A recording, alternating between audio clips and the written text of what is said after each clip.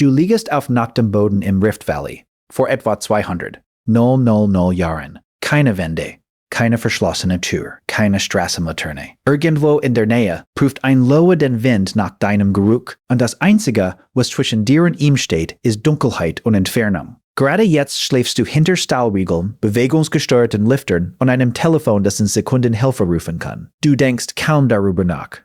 Für den größten Teil der Menschheitsgeschichte gab es nichts davon, nur Haut, Atem und achtbewusstlose Stunden auf offenem Boden. Wie also schlossen die frühen Menschen ein Drittel jedes Tages die Augen, ohne irgendetwas zwischen sich und Tieren, die zum Toten gebaut waren, und überlebten lange genug, um zu uns zu werden. 2015 untersuchte ein Team unter der Leitung von Gandhi Yetish mit dem leitenden Forscher Jerome Siegel von der UCLA den Schlaf bei 3 modernen Jäger- und Sammlergruppen, den Hadza aus Tansania, den San aus Namibia und den Tisane aus Bolivien. Mithilfe von Handgelenksmonitoren zeichneten sie echten, unmedizierten, vorindustriellen Schlaf auf.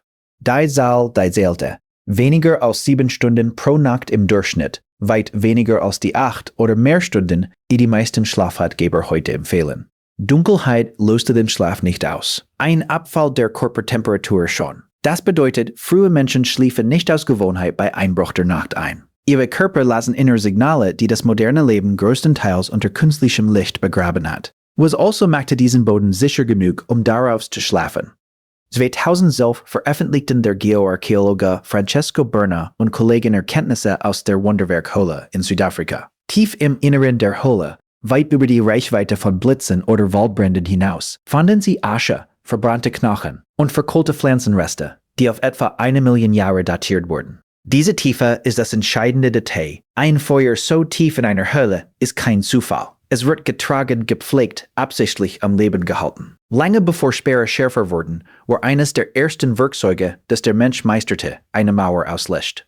Jeder nimmt an, Feuer diente vor allem der Wärme oder dem Kochen. Die gefährlichere Wahrheit, Feuer könnte mehr als Barriere gedient haben. Die meisten Großraubtiere, Löwen und Hyänen eingeschlossen, meiden instinktiv offenes Feuer, was bedeutet, dass die frühesten Lagerfeuer weniger wie ein Herd funktionierten und mehr wie eine verschlossene Tür ohne Scharniere. Aber ein Feuer erlischt. Jemand muss wach bleiben, um es zu nähren. Wer also übernahm diese Aufgabe? 2017 verfolgte der Anthropologe David Sampson mit Kollegen den Schlaf bei den Hadza mit Hilfe von Aktigraphie-Uhren über aufeinanderfolgende Nächte. Über etwa 220 Stunden überwachten Schlafs hinweg fanden sie eine seltsame Lücke. Nur für etwa 18 Minuten insgesamt schliefen alle Erwachsenen gleichzeitig. Immer war jemand in Bewegung, wechselte die Position, halb wach. Kein Zeitplan, keine zugewiesene Wache, kein Posten am Feuerrand.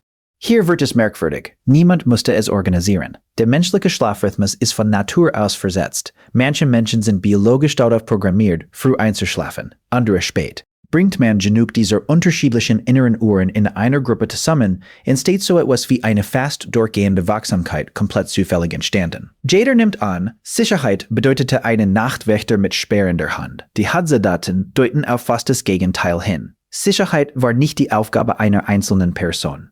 Sie war ein Nebeneffekt davon, dass Menschen sich einfach voneinander unterscheiden. Feuer erklärt das Wo. Versetzter Schlaf erklärt das Wer, aber es bleibt nach der Ort selbst der Ausgangspunkt, zu dem diese Gruppen Nacht für Nacht zurückkehrten. 2004 veröffentlichte der Archäologe Nama Goran Inbar mit Kollegen Erkenntnisse aus Gesher Beno, Yaakov over in Israel. Brandschichten datiert auf etwa 790.00 Jahre, die sich über mehrere Besiedlungsebenen genau am selben Ort wiederholten. Diese Wiederholung ist der entscheidende Hinweis.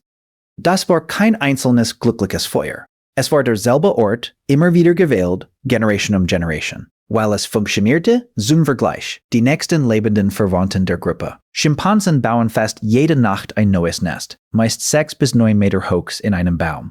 Außerhalb der Reichweite von Leoparden am Boden. Hohe war ihr Feuer, eine Plattform aus geflochtenen Ästen, jede Nacht neu gebaut, weil der Waldboden nie sicher genug war, um ihm zu vertrauen. Menschen gingen die entgegengesetzte Wette ein.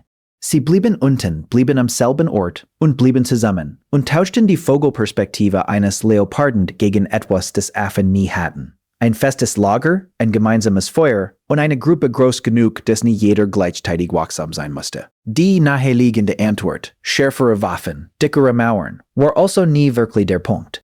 Die eigentliche Verteidigung war keine einzelne Erfindung. Es waren 3 separate Systeme, die übereinander gelegt wurden. Eine Flamme, die Raubtiere nicht überschreiten würden, eine innere Uhr, die niemals die ganze Gruppe gleichzeitig einschlafen ließ, und ein Ort, den man vertraute genug, um über 1000 Jahrhunderte hinweg dorthin zurückzukehren. Nimm eines dieser Teile weg, und das gesamte System wird instabiler. Zusammen verwandelten sie offenen, exponierten Boden in etwas, das fast so sicher war wie ein verschlossener Raum. Du liegst immer noch auf diesem Boden im Rift Valley. Der Löwe ist immer noch da draußen und prüft den Wind. Aber irgendwo hinter dir hält, niedrig und orangefarben, ein Feuer seine Linie. Und neben dir hat jemand die Augen halb geöffnet, nicht weil ihm gesagt wurde, er solle wachen, sondern weil sein Körper einfach nach einer anderen Uhr läuft als deiner. Das ist der ganze Trick. Kein Speer, keine Mauer. Eine Gruppe von Menschen, die nicht im Gleichklang schlafen. Irgendwann auf dem Weg wurde das gegen eine verschlossene Tür an einen Raum ohne niemandem darin eingetauscht. Du hast kein Talent zum Schlafen geerbt. Du hast eine Spezies geerbt,